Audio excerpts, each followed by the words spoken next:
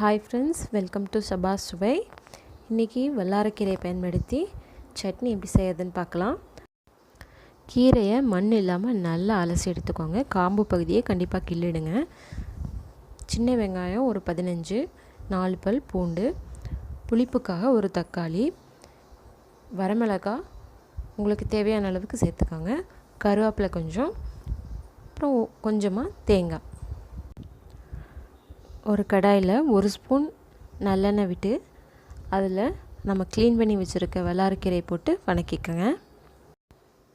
வல்லாரக்கீரை லேசாக கசக்கும்.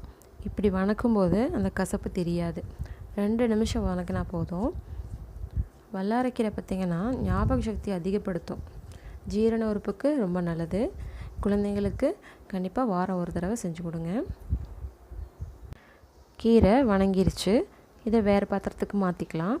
அதே கடாயில் 1 ஸ்பூன் எண்ணெய் விட்டு கொஞ்சமாக வரக்கொத்தமல்லி, கொஞ்சமாக சீரகம், கொஞ்சமாக சின்ன வெங்காயம் எல்லாத்தையும் போட்டு நல்லா வணக்கிக்கலாம். வெங்காயம் ஓரளவுக்கு கண்ணாடி மாதிரி வந்ததுக்கப்புறம் வரமிளகாய், பூண்டு, கருவேப்பிலை எல்லாத்தையும் போட்டு நல்லா வணக்கிக்கங்க. இதில் கண்டிப்பாக புளி சேர்த்தக்கூடாது. அதுக்கு பதிலாக தான் நம்ம தக்காளி சேர்த்துறோம். தக்காளி நல்லா கரைஞ்சி வரும்.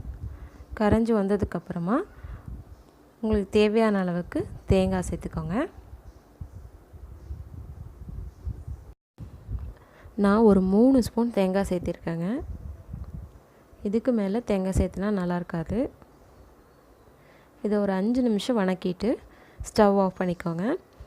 இது ஆறுனதுக்கப்புறமா நம்ம அரைச்சிக்கலாம். நான் கொஞ்சமாக தண்ணி விட்டு அரைச்சி எடுத்துருக்கேன்.